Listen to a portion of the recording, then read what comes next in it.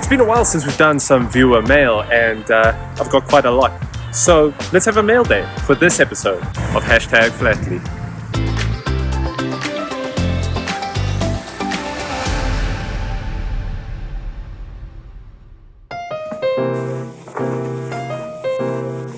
I love going through viewer mail, and I know a lot of you like it too, because we get a lot of cool stuff, and we get to hear from all of you on how you got started with the hobby and what you're currently collecting, and it's a great opportunity for me to learn from all of you.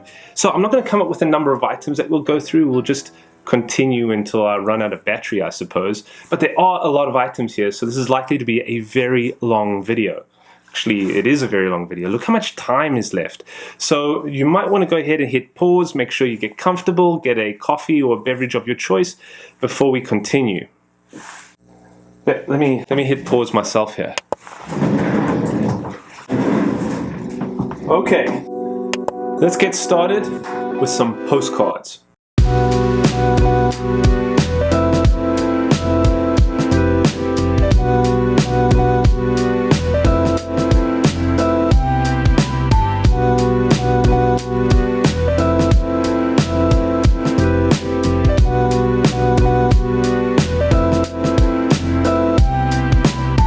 Definitely got a lot of postcards this time round, mainly because it was World Postcard Day, which was October 1st.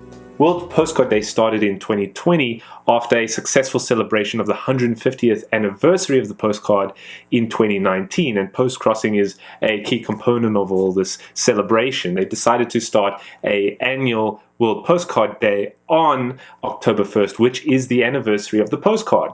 The postcard began in 1869, and it was made available for use on October 1st, costing half the price of a letter to send, just using a piece of card. And so October 1st is the birthday of the postcard. And Postcrossing has meetups all around the world where you get to meet up with fellow postcrossers and send postcards. And Postcrossing has been making available a common theme for each year of its last 2 years. So this is the theme for this year.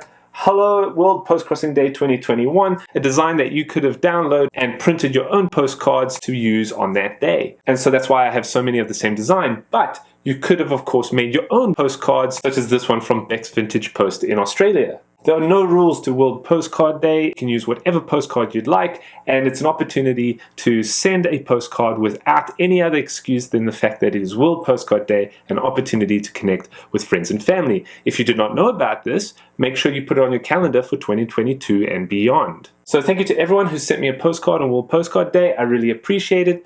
This one caught my attention. It was sent from Leah. Leah has written to us in the past from Spain, but now she is in Norway, and she writes, "Hi Graham, it's Leah again. Happy World Postcard Day. I hope you and Laura are celebrating with lots of mail." Sure am. "I'm currently in Norway. I moved from Spain to study abroad for a year in Trondheim." I think I pronounced that okay. "I hope I'll get to see some auroras, northern lights, soon. Aren't these Norwegian train stamps just beautiful? These are my favorites. Keep exploring the world." Thank you, Leah. I hope your studies are going along well. And this postcard is pretty cool. I want to spend a few minutes on it. Firstly, these two stamps were issued this year in 2021, celebrating the centenary of the Dovre Railway. This railway runs between Oslo and Trondheim. Now, Trondheim is where Leah is writing from here, a historical capital city for Norway during the Viking Age. And of course, Oslo is the current capital. So it's pretty cool to get a postcard from Trondheim with these train stamps that celebrates the 100th anniversary of this railway that runs between Trondheim and Oslo. That's cool thing number one.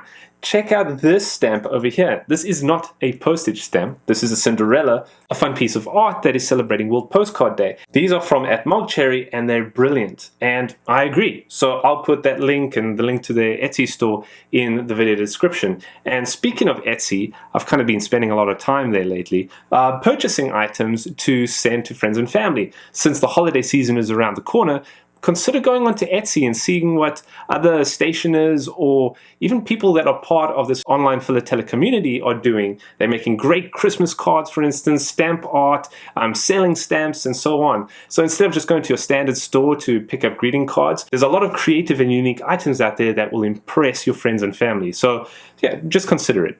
Anyway, now the final thing I want to call out is this postcard. I love lenticular postcards, and I don't know if everyone feels the same way about them. Lenticular postcards have a ridged surface with different images depending on the angle that you view it, and thus can create the effect of movement. So in this case, we have the Northern Lights. Quite beautiful and a lot of fun. And I would think that a postcard like this, because it's very firm, would have a hard time going through the sorting machines, but it seems to have gone through okay. I think this is my first lenticular postcard, and it's a great one. So if you're into lenticular postcards, or if you have any spare, hey, send me one. I'd love to check them out. But this is a great one. Thank you again, Leah, and I hope you get to see the Northern Lights soon. Okay, I've got a few postcards from people using swapbot.com. So I think this was an organized effort and it worked. It got my attention, everyone. But apparently there is a group called International Stamp Collectors where you can swap stamps, first day covers, and more on Swapbot. I have not been to Swapbot yet, but it sounds interesting. If you would like to trade with people on a platform, if you have a lot of duplicates and so on, maybe give it a go. And if you use it, or if you go ahead and try it out, can you leave a comment and let me know what your experience is? But thank you, Wanda, Barbara, Jackie, James, and anyone else that sent me a postcard about swapbot.com. Thank you. I got some postcards from some other folks in the online philatelic community. This one is from Simon at africastamps.co.uk. He sent me a postcard from Caldy Island, which is off of Wales. And besides the £1.70 Machen to make this an international trip, there is also a cute little red squirrel local stamp. I haven't received too many items with local post stamps in the past, but this is really neat. Thank you, Simon. And then while we're talking about online philatelic community, I also received some postcards from two of my favorite YouTubers, Richard Philatelist and Lisa from Stampcat Stamps. They have been doing a lot of extreme philately where they've been traveling with their stamps and making phenomenal videos. Richard Philatelist has been visiting Guernsey as well as Isle of Man and has made a couple of great videos that you must check out. And Lisa from Stampcat Stamps did a 3-part series on her visit to Quebec City, which is incredible. This postcard was actually sent from a very special gold post box, which has quite an interesting story even in today's pop culture. So I won't talk more about it. You'll have to go and watch it. But like I said, it's a 3-part miniseries. It's fantastic and I thoroughly enjoyed it.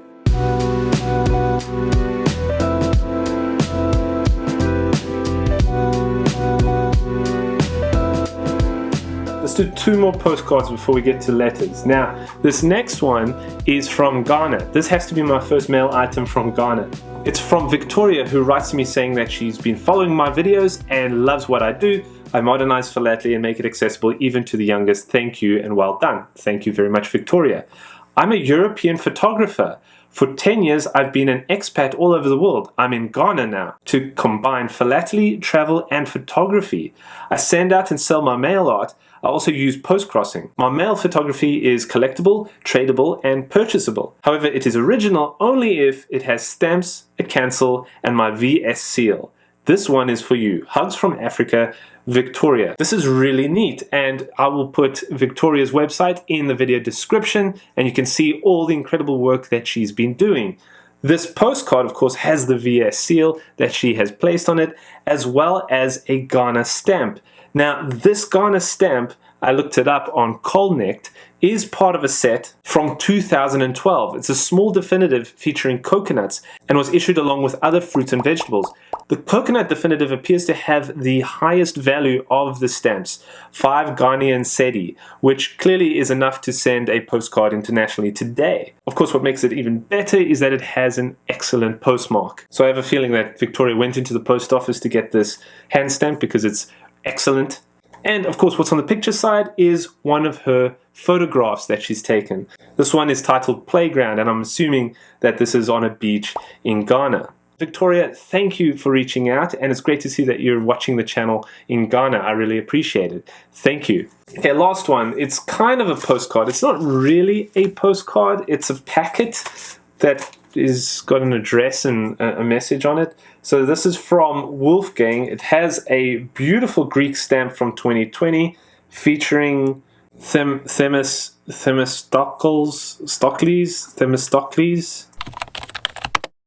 Anyway, as I said, this is from Wolfgang, who was actually in Greece on vacation. So it says, "Dear Graham, it's not a flip-flop, but I found this cool greeting postcard on vacation. I hope you like basil. Many greetings, Wolfgang." Sent from Crete in August. Now, what's interesting is that there's some items in this packet that are supposed to give you the scent of Greece or some element of Greece. And you can see there's some ingredients plus a top ingredient being basil. And this concept is called Send a Scent by Feel Greece. So check out the website. Feel Greece has a number of these items with different ingredients. Thank you, Wolfgang. It's really cool to see something like this. It's a bit gimmicky. Like, I'm not sure if I would really experience Greece from smelling some ingredients, but hey, let's give it a go.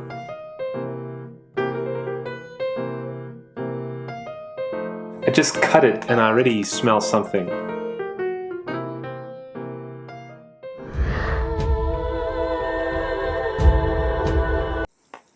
Whoa.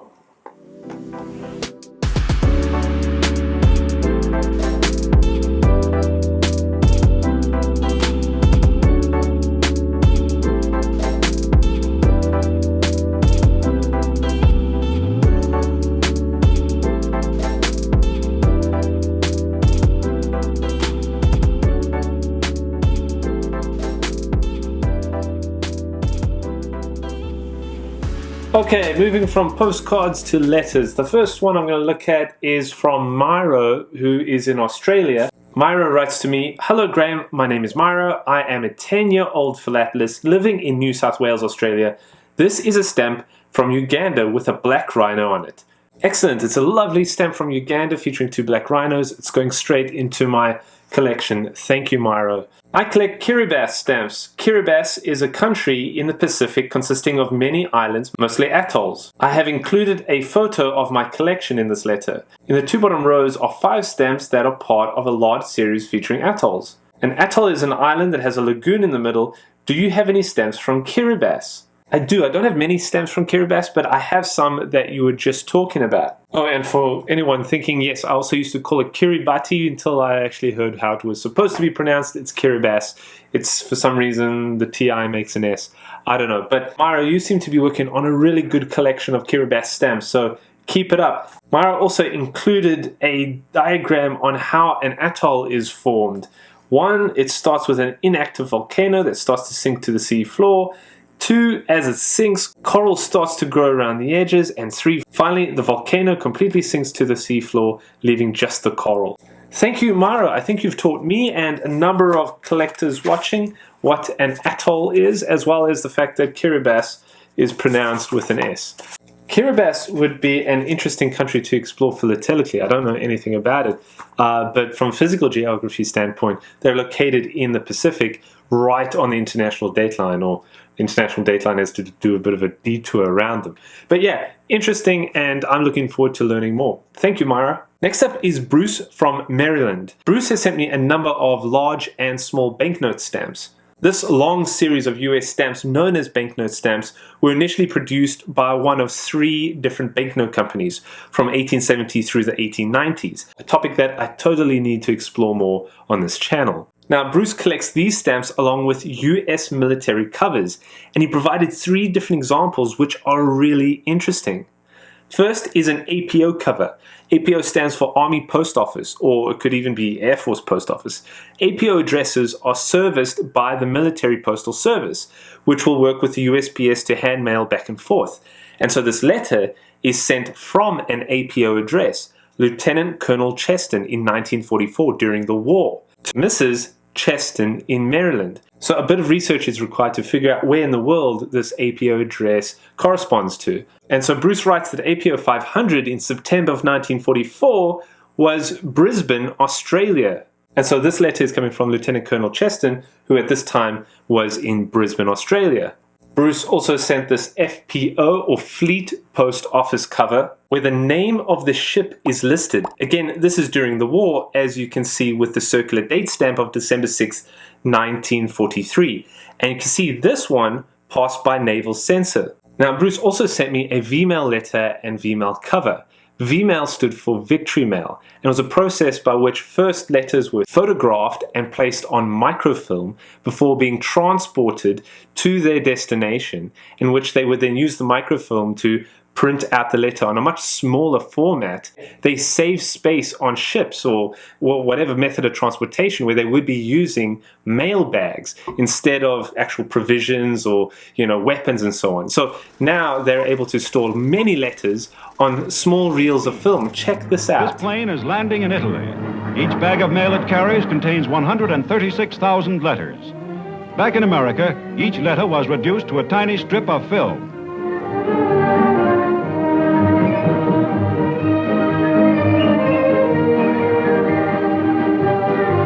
Now, near the front, automatic machines enlarge each overseas letter from 16mm motion picture negative to a 4x5-inch print. These strips are dried, carefully inspected, and cut into individual letters. Machines fold them and put them into envelopes. In this one laboratory, over 300,000 letters a day are handled. This was quite a brilliant idea at the time, and you can see everything is stored just on this one small letter that was printed from the microfilm. It's got the message and it has the from as well as the to captured at the top here. Also, it has been stamped that it was passed by an examiner on base 2404, and it has a fold because you'll see here now when I place it in the cover. By the way, the cover is not from the letter, or the letter is not from the cover. These are two separate entities, but it'll prove a point. When you place it in the envelope with the fold, the address sticks out through the window. So it was intended to do that, and you can see very quickly that it was passed by examiner, it's got the address and so on. So they just had to use that microfilm, print a single little sheet, and fold it and place it into the envelopes, and it was all set to go, saving space on ships. It was pretty brilliant. But there's one thing I think Bruce did not know that I got excited about with these three covers he sent me. One of them has a very special address. The Fleet cover was addressed to Mrs. Ethel B. McCoy of 80 Duane Street in New York. Ethel B. McCoy was a famous stamp collector. She was part of the APS, she was director of the Airmail Society at one point, and she was an avid airmail collector. So much so that she famously had a block of 4 inverted jennies, which when missing, they were stolen from a stamp show.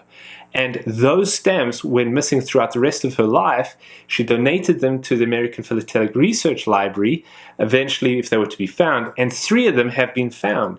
One of them remains lost, I guess, or stolen. It's out there. She's gone down in history as an incredible stamp collector that has done a lot for the hobby, but also somebody who lost the 4 inverted jennies that were stolen off of her, the famous McCoy block as it's been called for those 4 stamps. So of course she would not be somebody to throw a cover away, in this case one that comes from the USS Alcor during the war. And therefore this may have been part of her collection briefly, although she was an airmail collector, so maybe she held on to it for a while and then gave it or sold it to somebody who was an enthusiast of Navy mail. Who knows? So this is a very special cover because I believe that it was once in the hands of Ethel B. McCoy. Thank you very much, Bruce. This is really cool.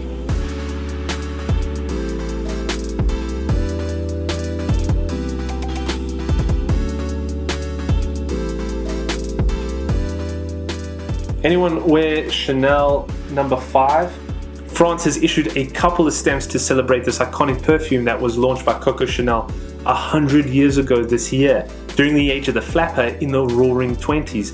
This was sent to me by Jim, who also used a stamp on the cover he mailed to me from France. Jim wrote, "Bonjour Graham, I thought I'd drop you a line and send you a stamp while spending the summer in France. I also wanted to let you know how much I appreciate your wonderful videos. Enclosed is a stamp from France. All the best, Jim." When I got this, I was kind of intrigued as to why France would issue stamps about a perfume bottle. Then I went onto the Chanel No. 5 YouTube channel and watched a couple videos which really impressed me. It has an incredible history, so I will put a link to a couple of those videos in the video description. You gotta check it out. It's really fascinating. Chanel. I got a couple of letters from Singapore. One is 13 pages long, so I'm not going to read it. But it's from Ouyang Seng Woon, who actually wrote to me about the state of the hobby and his interests and so on. And Ouyang Seng Woon sent me this beautiful Garden City folder, a very different take on what I presented with Singapore, where I was showing the skyscrapers, the impressive skyline of Singapore. This is showing you the greener side to Singapore, because Singapore does still, of course, have parks, nature reserves, and botanical gardens. And these 4 beautiful stamps are showing you just that. This little folder also goes on to say, amidst the sleek and modern high-rise buildings, most visitors to the island are pleased to discover pockets of lush greenery. Tree-lined roads, lush parks, flowering plants, and flowers can be seen all over Singapore. I really want to visit Singapore in the near future, so this is really neat. Thank you. And I hope that you enjoyed the episode of Singapore. It was one of my favorite to produce and, of course, research. I really enjoyed learning about straight settlement stamps and Singapore's philately, which was fantastic. And the other one is from Aiden, who writes to me, "Hey Graham, glad to be able to write to you for the first time. I am from Singapore, a young philatelist. Also recently started the Instagram channel to share with the online philatelic community my interest and discoveries. Yes, I'll put that Instagram account in the video description. I hope that you like the cover of the letter and the stamps." Yes, I do. Thank you, Aiden. Let's get some stunning Singapore stamps, of course. Also sent me some currency in the form of a coin and a banknote. This banknote he chose because it has a G and L in the serial number for me and Laura. Thank you very much, Aiden. And you can tell that Aiden is not just a philatelist, but also an artist, with this incredible cover he sent my way, featuring transportation of Singapore. Of course, I just love this skyline that you can see on the top left here. Very neat, and thank you, Aiden. I really like this map series that Singapore issued recently in 2020. The series is called Maps of Early Singapore, and they're quite stunning stamps, quite large as well. Also, Aiden wrote to me on his letter on the back, he says, "Can you make a video about Singapore stamps?" Yes, sure, and I just did. What's funny is Aiden sent this, I think, 3 days before I launched that video, so it was epic timing. I hope you enjoyed the video, Aiden. Thank you. Now, the next 3 I'm going to bundle together because they have a common theme among them. They are aerograms. Actually, Jeff from Michigan sent an Indian aerogram with a rhino on it from 1968. Thank you, Jeff. And 2 actual letters were written to me via aerogram. This one from Matthew in Pittsburgh and the other one from Ujjan in India. So what were aerograms? Because I don't know if there are any postal services around the world that actually issue aerograms. I have one, or I have a few of them left. This one goes back to the 1950s. It's a single piece of paper that you write on. It's very lightweight paper that you write on, and you fold into an envelope, you could say, seal it up, and there's already a stamp printed on it that usually would take care of international or overseas mail. So the letter is the cover, and the cover is the letter. And as I said, it's on a single piece of paper. This stamp is a real stamp, or it's regarded as a real stamp. You'll find it in catalogs. Of course, you'll see that the 2 aerograms that were sent to me recently required a lot more postage because the rates have gone up since the issuing of these aerograms. This one is from 1974, when 18 cents could send a piece of paper around the world via airmail. And so Matthew in Pittsburgh writes to me saying, "Graham, thought I'd send you this aerogram as a small token of thanks for your wonderful and meaningful contribution to the hobby. Though aerograms are a relic of the past, I still enjoy writing on them. My mother said during the 1980s, international phone calls were so expensive and impractical that writing letters via aerograms were the cheapest way to correspond. Anyway, I hope you enjoy this aerogram. Sincerely, Matthew. Thank you, Matthew. Yeah, it was not too long ago when international calls were really expensive, and of course they had that delay that caused a bit of a, awkward conversation, and then you start talking over the other person. It was terrible. Now today, with just a simple Wi-Fi connection and an app, you can have legit FaceTime calls with people for no cost at all. So things have drastically changed. My grandma used to write to me via Aerogram, and so it's really cool to get some aerograms today because they are a bit of a thing of the past. It was the best way to communicate. You just had to simply write on a piece of paper, fold it, and stick it in the mail without having to even bother with stamps back in the day. So yeah, it's a bit nostalgic to see them. And this one, of course, is from Ujan, as I mentioned, who wrote to me from Kolkata, saying that he's been a subscriber since 2019, and in recent pandemic situation got a big amount of free time, so he focused on rearranging his collection. When he was doing this, he visited my website and got my address from there, so I thought it would be great to send you a letter. Thank you, Ujan. He also writes that, unfortunately, I could not buy a new aerogram as that is not too much popular here in India, so I bought an old one from 2002. Its color is a little faded. Yes, I actually got this aerogram. I had to get it on eBay, and like I said, it's like 1950s aerogram. I'm sure there's a postal service or two out there that still issues them. Let me know in the comments if you're aware of it.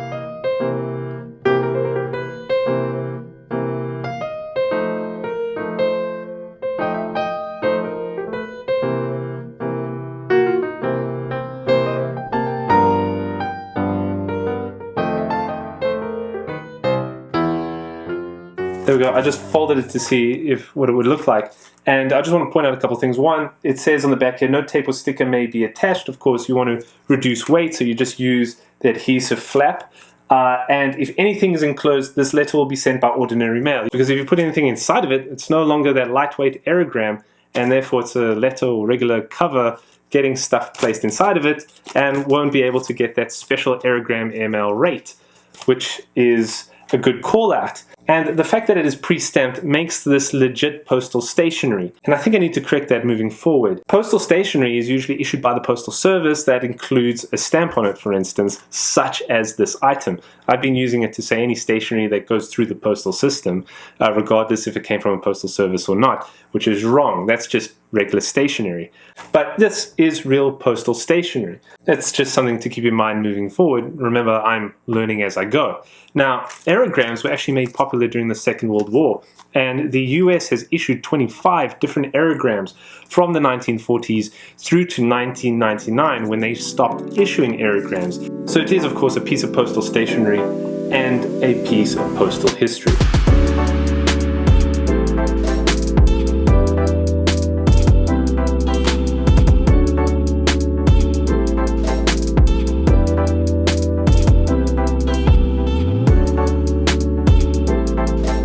Okay, this next item is just a quick follow-up from the last time we did mail. If you recall, Alan Brignall sent us a letter that had multiple apologies from various postal services for various mishaps that had happened to the letter on its journey to me. And that included a pillar box fire and a boating accident, a number of things. Anyway, if you recall that episode, Alan Brignall is a fantasy philatelist that produces stamps for Adanaland or Adanaland, a place that exists in an alternate universe. And after I did that episode, I received a number of comments and emails from all of you asking to do more about fantasy stamps. You found it absolutely fascinating, and that's really exciting because I really think it's interesting as well. So Alan actually sent me some more information after that episode, as well as some additional stamps from Adanaland and even a visitor's pamphlet for the Kingdom of Adanaland, which is really great. Also, he included some stamps from other fantasy lands. Check these out. This one is from Kempland, Okasi, Ambeno, Mivu, and elsewhere. Places that probably have friends and family that correspond with the folks of Adanaland. Thank you, Alan. I look forward to reading up about Adanaland as well as exploring the other fantasy lands. And to everyone else out there, if you know of other fantasy lands or you plan on creating your own fantasy land with its own stamps, let me know in the comments. I look forward to doing an episode one day in the future about fantasy stamps. I think it'll be great. I think my battery is good for a little bit longer, so let's try 4 more letters. This one's from Eric, who I briefly met at Stampex. Eric writes that he collects stamps of Poland from 1860 through 1960 and Polish wartime related covers. He really enjoys the channel on #philately. He has learned such a lot from them, all interesting. You must spend a lot of time researching. Yeah, absolutely. These videos can take a long time to produce. The researching element is just one part of it. There's also the filming, the editing, and all the other prep work that goes behind the scenes. I plan on doing an episode on the making of an Exploring Stamps video in the future when I find more hours in my day. At some point soon. Anyway, I have enclosed for you the first Royal Mail set of 2021, issued on January 14th. It is the National Park issue. Hope you enjoy. Yes, I do. I really like these. Check these out. Some stunning photographs of the UK's national parks, all of which are gorgeous scenes, including one with a windmill, which, of course, I will add to my windmill collection. The envelope is a first day cover for the new rugby union set issued today. The local post office cancelled the stamps for me. Hope it arrives in good condition. Yes, this is something that I'm particularly excited about. I love watching and following rugby, of course. I am a South African. You have to. Anyway, the side reason for liking these stamps is that there's a small connection to one of them and this YouTube channel. These stamps celebrate 150 years of rugby union, specifically memorable moments in men's and women's rugby from 1970 through 2015, in which these stamps include the teams of the UK, so England, Scotland, Wales, as well as Ireland. Now, this particular stamp features a rugby player by the name of JPR Williams, fullback for Wales and also played for the British Lions. JPR Williams is the grandfather to a young philatelist named Johnny, who has an incredible appreciation and knowledge for stamps and stamp collecting. And Johnny watches this channel. We've written to each other, and I have sent stamps to Johnny, in which his grandfather, JPR Williams, has written back to me.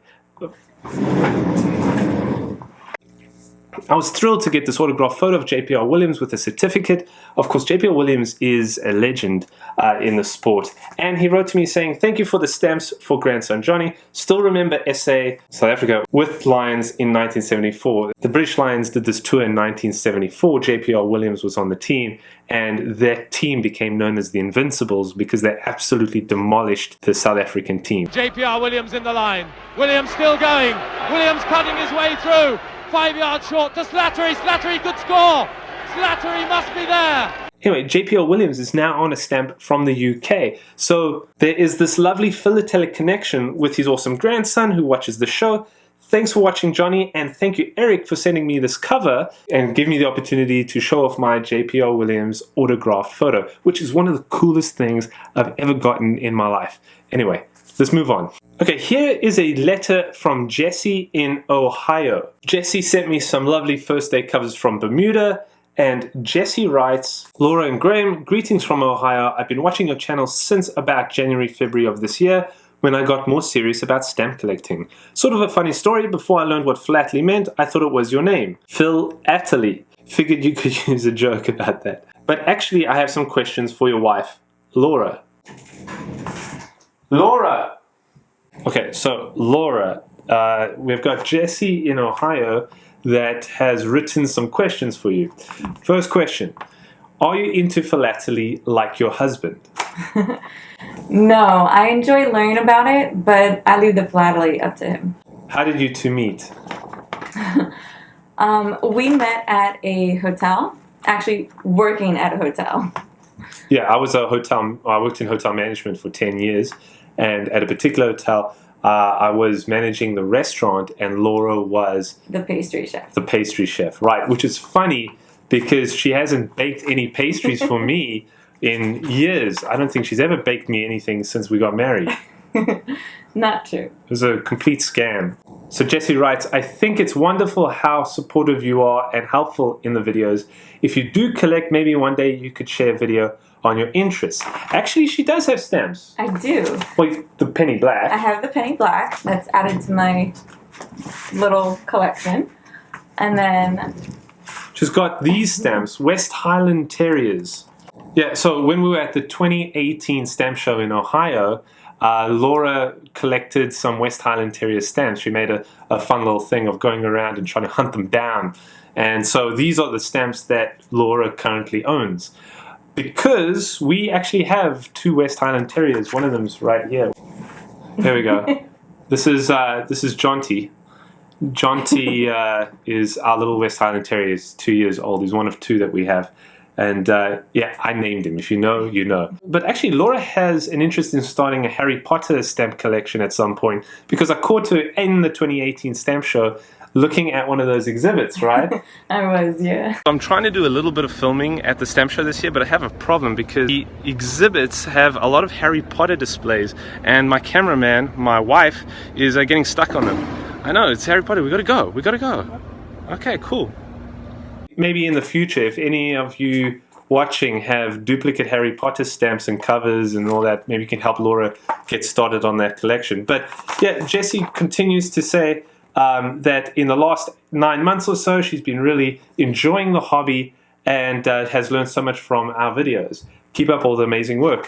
Thank you, Jessie, and thank you for making an excuse to bring Laura into this video. Thank you. It is getting so dark in here. It looks like it's about to storm, so I'm going to have to end this soon. Okay, this next one is from Ken, who writes to me from Massachusetts. Dear Graham, I love exploring stamps. You're a great ambassador for the hobby. I'm sending along a few things that you might find interesting.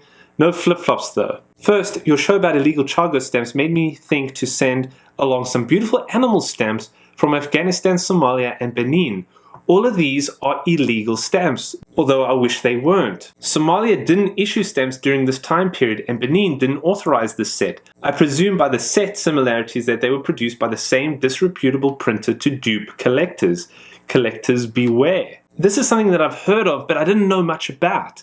It's really interesting. These are considered illegal stamps because they weren't actually issued by their countries. I totally need to look up more about these, or if anyone else knows about these particular stamps, let me know in the comments or where I can read up more about them. I agree, this is a bit of a tragedy because I think these stamps are quite lovely. And I'm sure there are other incidents that I can learn about where people have printed stamps illegally and sold them as if the country had actually issued them.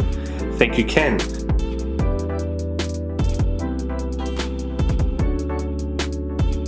I thought you might be interested in this pair of nearly identical covers from the UK to the US during World War II. One has been inspected and the other not. I'm not sure if that means anything, as I have another similar cover between the same parties from February of 1943. So these are 2 wartime covers, as Ken said, sent from the same person to the same person.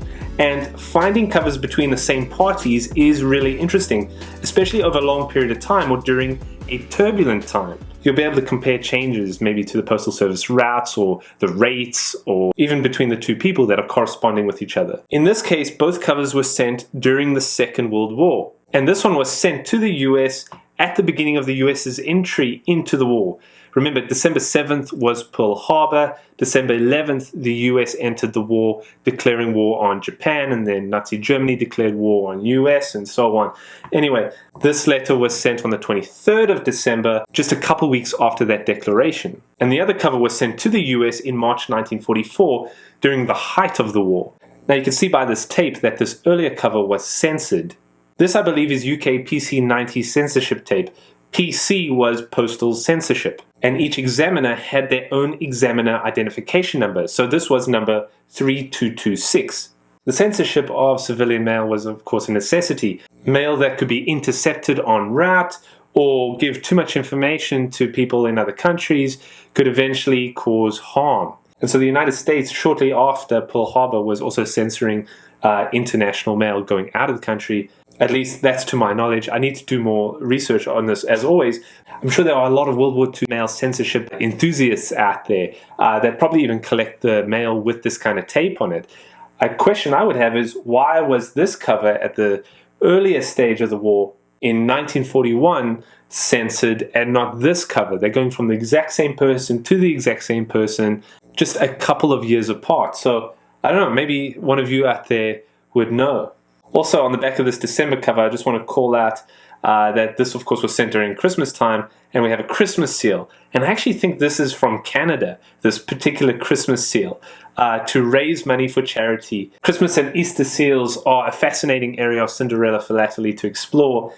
I just wonder why this particular Christmas seal features a baby forging a horseshoe. Maybe it's like symbolic for health and luck. I don't know, but thank you, Ken. You have spoiled me. I look forward to exploring all of this in greater detail. Of course, if any of you know any more information on the illegal stamps or these covers, let me know in the comments. Okay, let's take a look at this last one. This is sent to me from Canada via Zeppelin mail, based on the hand stamp, the Hindenburg, on its last flight. So Thom is a typewriter repairman in Canada, and he writes to me in a perfectly typewritten letter. Dear Graham, my name is Thom Cholowski, and I'm a typewriter repairman based out of Saskatoon, Saskatchewan,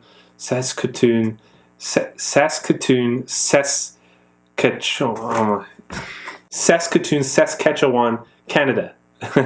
Like you, I receive fan mail from fellow enthusiasts, but in my case, it's typewriter fans. I do my best to reply to them all, and most arrive in beautiful hand-decorated envelopes adorned with beautiful and exotic stamps. I had always appreciated stamps, but beyond an album my grandfather gave me as a child, I never paid much attention to them. However, the more letters I received, the more I felt embarrassed just replying with a plain white envelope. So I put some thought into what could be my signature cover. Something that was historic, involved transportation, and somewhat quirky. And then it dawned on me, Zeppelin mail. So I began to research the subject and fell down an incredible rabbit hole into the world of philately. Among my introduction to this amazing new world was your YouTube episode on Zeppelin stamps. It was fantastic. From there I was able to focus my research and begin the process of fabricating my own Zeppelin covers from scratch. I clearly mark my covers as reproductions so as not to cause any problems in the future with collectors. I've sent several dozen out through the postal system across the world, and they're a hit with everyone who gets one, including the postal carriers. In addition to Zeppelin covers, I've also made reproductions of the Titanic and 1918 Inverted Jenny. Please accept these repro covers as a way of saying thank you for your work. Take care, all the best, Thom Cholowski. Okay, Thom is really cool. You got to check him out. I'll actually put a link to a video where he's interviewed on the news because Tom Hanks sent him a typewriter and a lovely letter as well. So check that out. But I'm going to take a look at these covers that he has reproduced and sent my way.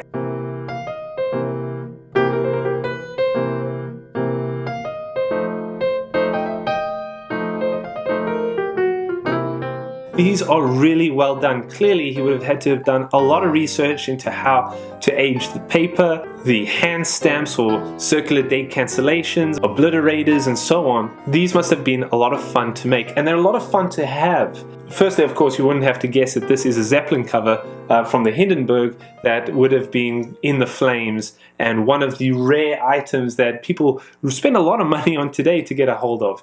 A real crash cover from the Hindenburg disaster. It's an incredibly historical item to study from and have in your collection, especially if you are a Zeppelin cover collector.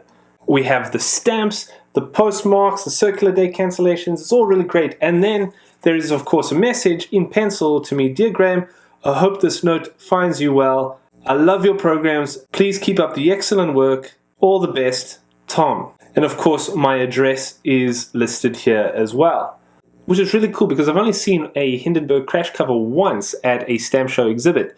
So this is what it could have looked like had Thom and I be conversing in 1937 via Zeppelin mail.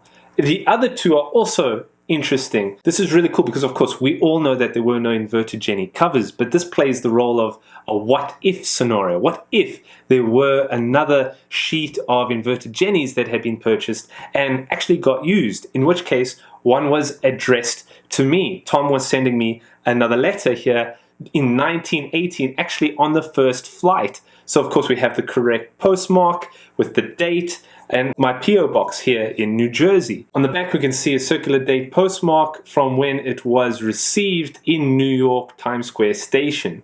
And then this other one I think is also pretty cool. It's a Titanic cover. Of course, we've got the appropriate stamp as well as the transatlantic post office postmark, which was the post office on the Titanic. This is another what-if scenario.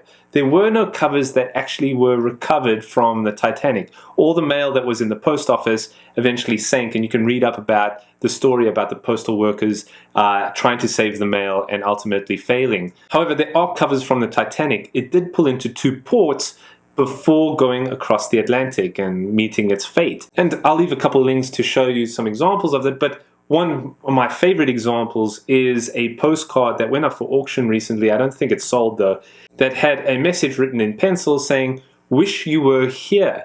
It was actually mailed at one of the ports prior to leaving across the Atlantic, as I mentioned. It's a really interesting item, and I think the sender of that postcard did survive. In this case, we have a what if. What if there was a letter sent to me from Thom in 1912. It got the appropriate postmark and somehow completed its journey, or maybe it was fished from the bottom of the Atlantic. I don't know. Very well done, Thom. In the bottom of these letters, they have reproduction hand stamped on them. It's not like there's any deceit here. My address did not exist at that time. It's a current address. And they're all playing this what if scenario, placing me in 1912, 1918, and 1937, which as a philatelist and a postal historian is just really neat and something I think I'm actually going to frame. I think it's just really cool. Very well done. I'm going to place links to your social in the video description for people to learn more about you, Thom. Thank you again.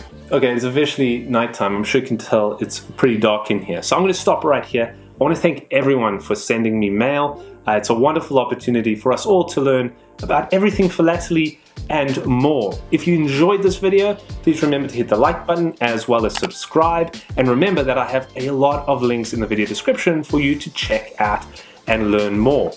As always, thank you for watching and happy exploring.